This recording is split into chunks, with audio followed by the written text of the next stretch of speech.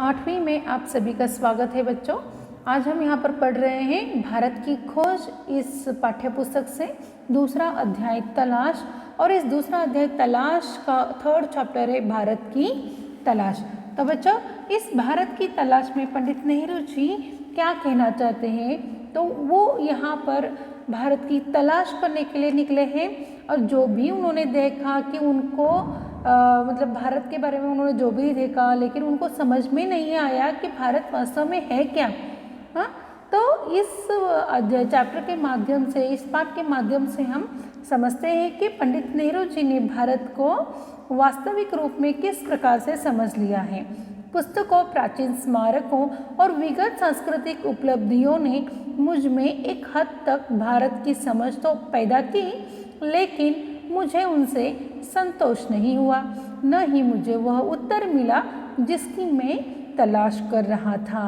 तो वो पंडित जवाहरलाल नेहरू कहते हैं कि उन्होंने बहुत से ऐसी पुस्तकें पढ़ी, बहुत से ऐसे स्मारकें देखे, उसके साथ साथ सांस्कृतिक उपलब्धियां भी उन्होंने पढ़ी, देखी और उनको समझने की कोशिश की, लेकिन भारत क्या है उनको पूरी तरह से लेकिन उन्होंने इस बात को समझने की कोशिश की कि वो भारत क्या है, उनको पूरी तरह से वो समझने में वो कामयाब नहीं हो पाए और उनको संतोष भी नहीं मिला।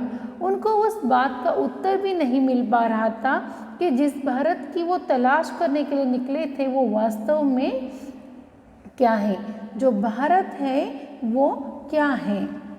आगे देखिए, वर्तमान मेरे लिए और मुझ जैसे बहुत से और लोगों के लिए मध्ययुगीनता, भयंकर गरीबी एवं दुर्गति एवं मध्य वर्ग की कुछ सतही आधुनिकता का विचित्र मिश्रण है। तो यहाँ पर पंडित जवाहरलाल नेहरू कहते हैं कि ये जो वर्तमान भारत है, ये वर्तमान मेरे लिए क्या है। ये वर्तमान जो है मेरे लिए और मुझ जैसे अनेक लोगों के लिए मध्ययुगीनता और गरीबी और दुर्गति है। आज जो हम देख रहे हैं वर्तमान स्थिति में वो क्या है, आज हमारा देश जो है वो है एक गरीबी और एक दुर्गति स्थिति पर है। और मध्यवर्गीय लोगों ने कुछ हद तक आज क्या किया है, आधुनिकता को अपनाया है। यानी यहाँ वर्तमान स्थिति जो है वो है गरीबी, दुर्गति और साथ ही साथ एक छोटे प्रमाण में आधुनिकता को अपनाने वाली है। यानी कि गरीबी, दुर्गति और आधुनिकता का एक क्या है, मिश्रण है, जिस पंडित जवाहरलाल नेहरू ने आज के वर्तमान के बारे में उन्होंने इस प्रकार का वर्णन किया है।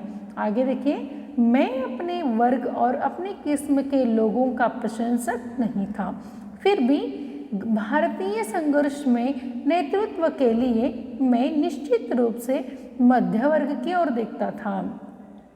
तो पंडित जवाहरलाल नेहरू जो है वो उच्च वर्गीय थे, शिक्षित थे, लेकिन फिर भी वो क्या कहते हैं कि मैं, यानी कि पंडित जवाहरलाल नेहरू और उन्हीं के साथ साथ उच्च वर्गीय जो लोग थे, इन लोगों के वो प्रशंसक नहीं थे, इन लोगों को वो मानते नहीं थे। वो क्या कहते, देखिए, फिर भी भारतीय संघर्ष में नेतृत्व के लिए मैं निश्चित रूप से मध्य वर्ग की लोगों की तरफ देखता था। वो कहते हैं कि संघर्ष के लिए, यानी कि भारत के आज़ादी के लिए उन्होंने, पंडित नेहरू ने मध्यवर्गीय लोगों की तरफ देखते थे। और वो ये भी कहते थे कि ये इस वर्ग में जो बात है वो उच्च वर्गीय में नहीं है, इसीलिए मैं मेरे जैसे लोगों का मैं कभी भी प्रशंसक नहीं बना, या तो उनके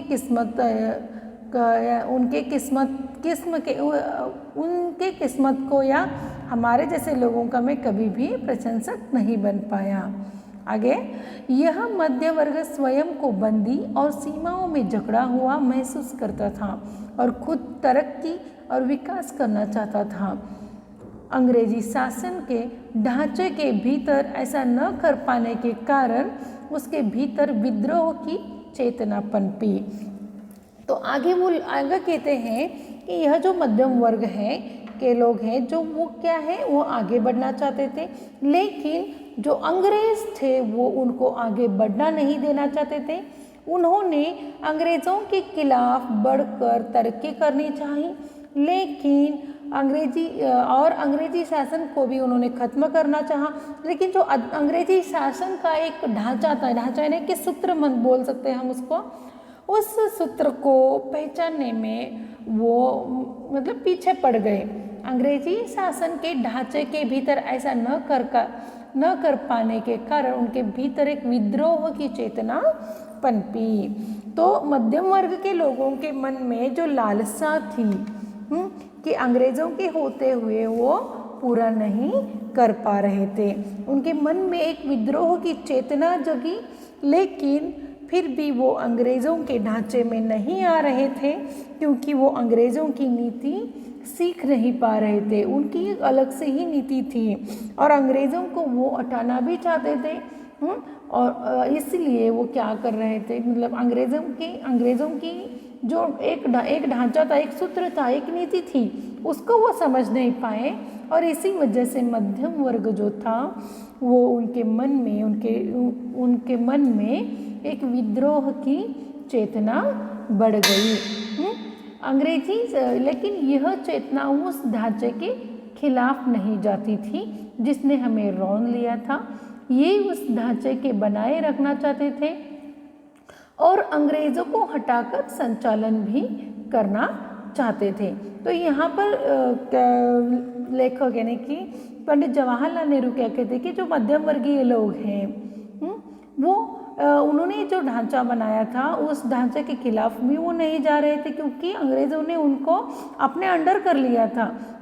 और इस ढांचे में वो क्या कर रहे थे, अपने बनाए हुए सूत्रों में इस मध्यम वर्गीयों को वो क्या कर रहे थे, उन्होंने अपनी ही जो नीति बनाई है उस नीति में वो उन्हें शामिल कर रहे थे।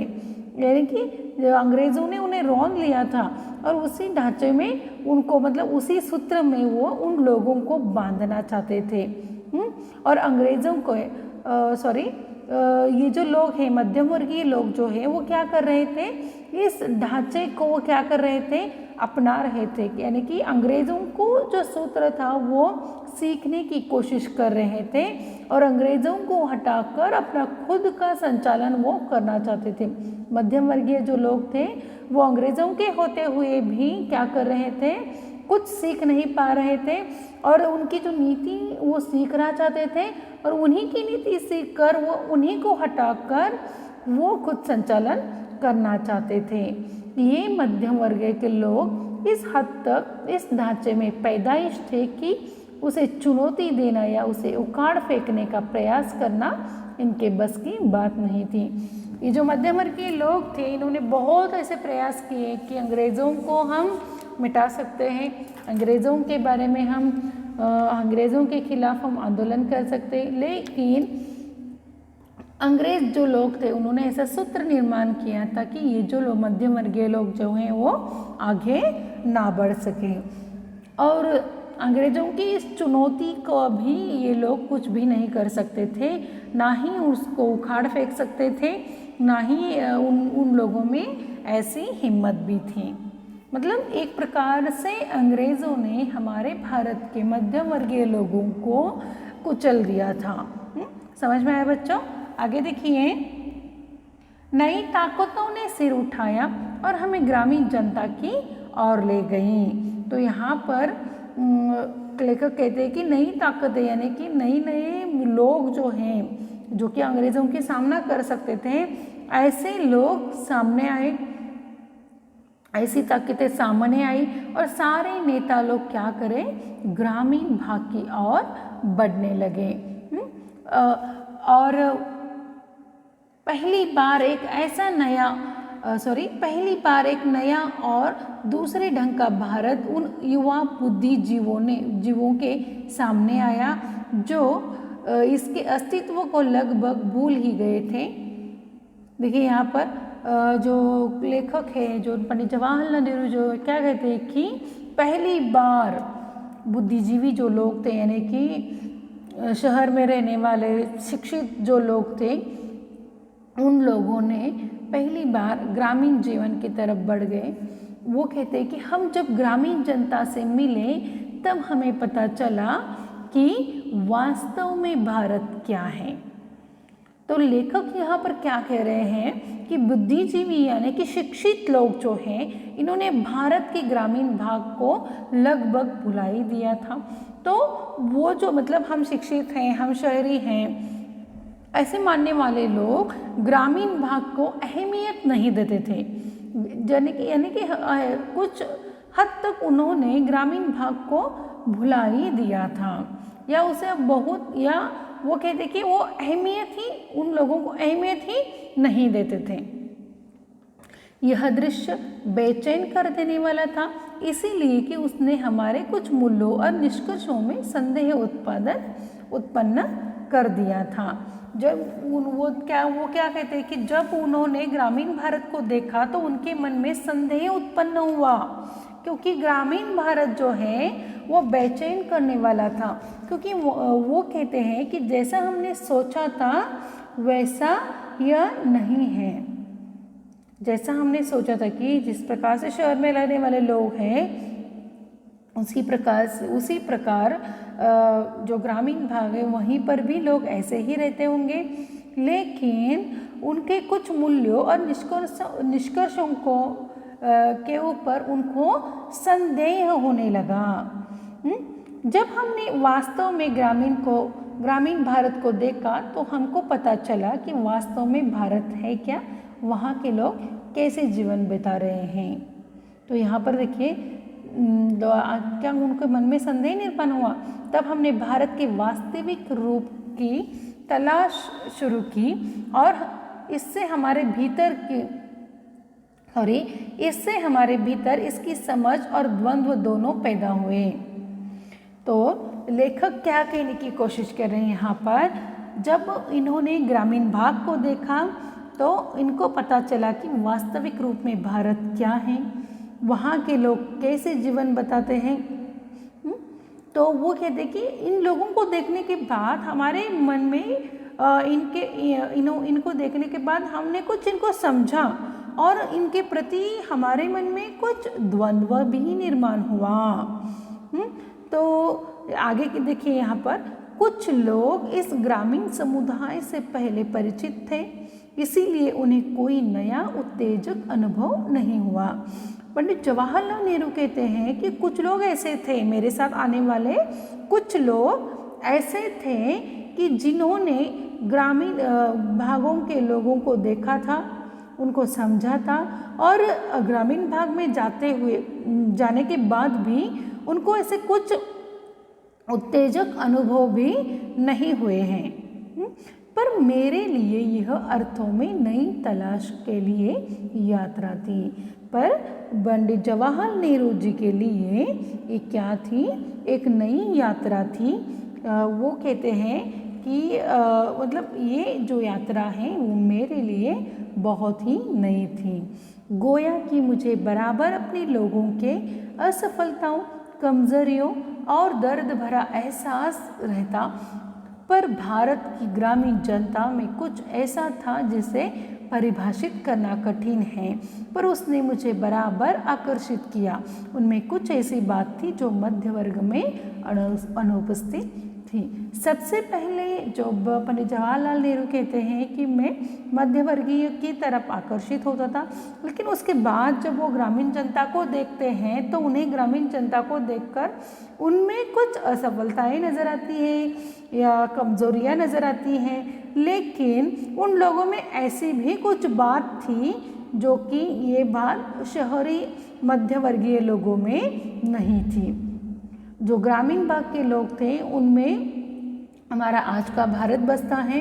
तो बच्चों वो कहते हैं कि ग्रामीण भाग के लोगों में एक ऐसी बात थी जो कि पंडित जवाहरलाल नेहरू को आकर्षित करता था, और यही बात शहर में रहने वाले मध्यम वर्गीय लोगों में नहीं थी, यानी कि मध्य वर्ग में वो अनुपस्थित थी।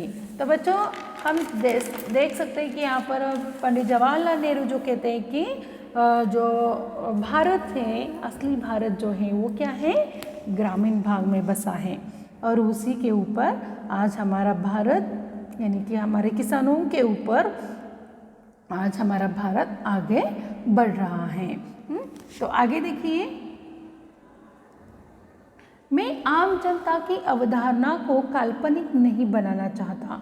मेरे लिए भारत के लोगों का अपनी सारी विविधता के साथ वास्तविक अस्तित्व है। तो लेखक यहाँ पर कहते हैं कि ये जो आम जनता है वो किस तरह रहती है।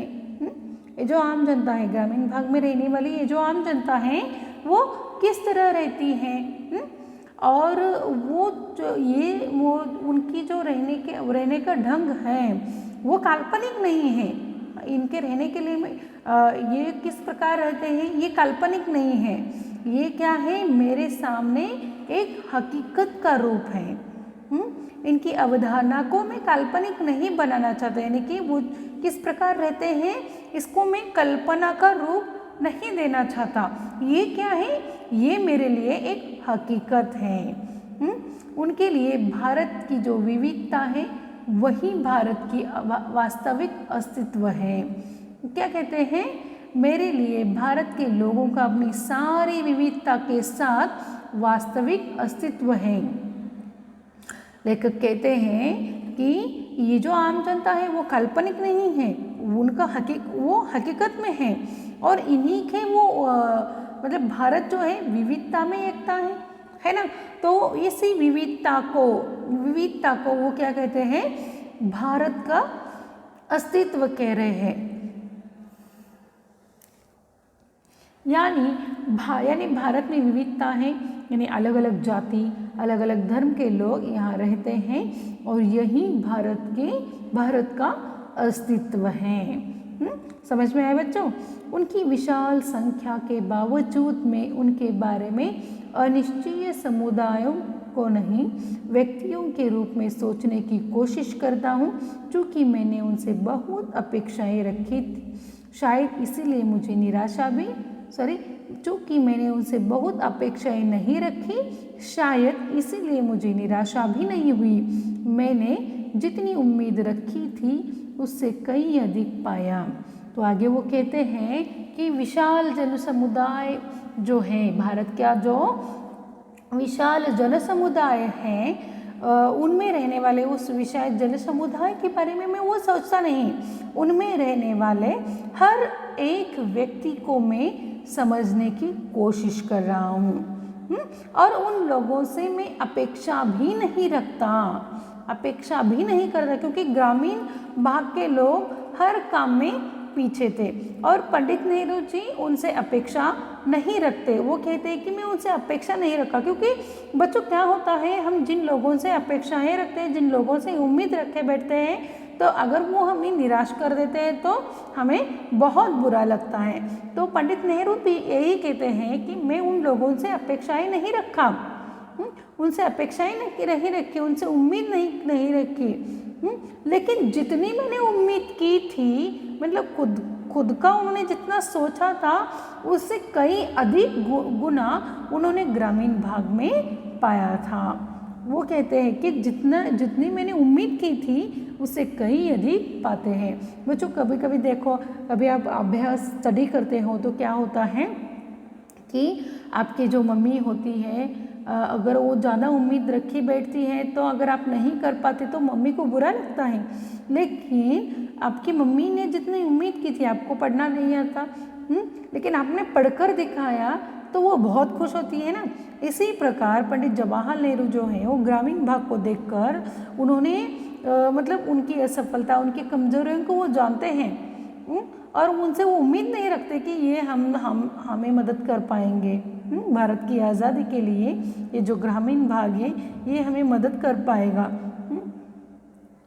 ये उनसे वो उम्मीद नहीं रखते। लेकिन उन्होंने जो भी उम्मीद की थी उससे कई गुना अधिक उन्होंने पाया भी था।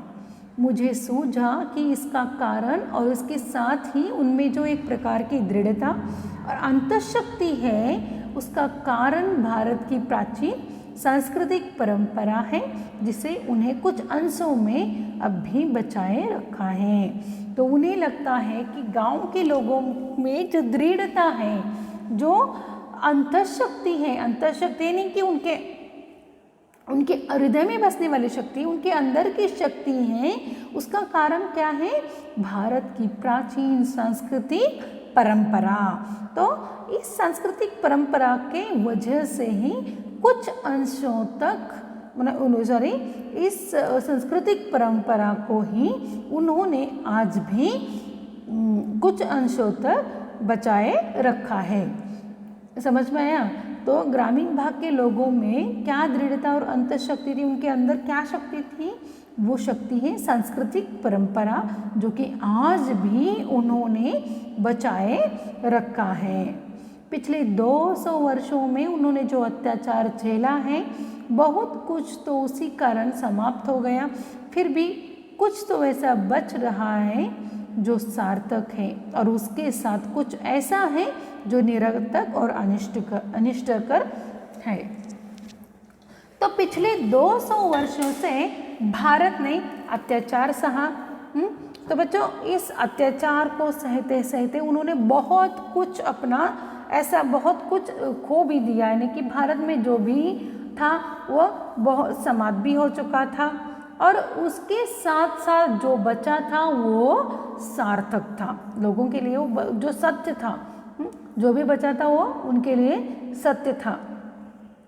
यानी कि आप सोच सकते हो कि पिछले 200 सालों से भारत के ऊपर अंग्रेज़ों ने अपनी सत्ता लगाए बैठे थे, और इसी सत्ता के कारण अंग्रेज़ यहाँ से निकल नहीं रहे थे, और उन्होंने ऐसे बहुत से अत्याचार भारत के ऊपर किए, यहाँ की संपत्ति लूट कर ले गए, और कहते हैं कि फिर भी भारत में ऐसा कुछ बचा था, वो सार्थक था, यानी कि सत्य बचा था, सांस्कृतिक परंपराएं बची थी।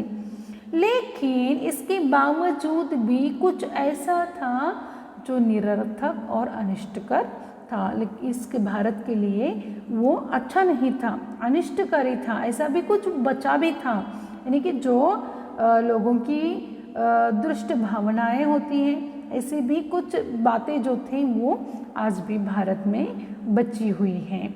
तो पंडित जवाहरलाल नेहरू जी भारत की तलाश करने निकले थे बच्चों, और उन्होंने अंत में भारत की विविधता को देखा और समझा। तो इस भारत की तलाश इस पाठ में उन्होंने अंत में भारत के ग्रामीण भाग को समझा, यानी कि भारत की खोज करने निकले तो उन्होंने सही भारत कहाँ पर नजर आया? भारत के ग्रामीण प्रदेशों में नजर आया, वहाँ की विविधताओं में नजर आया, सांस्कृतिक परंपराओं में नजर आया।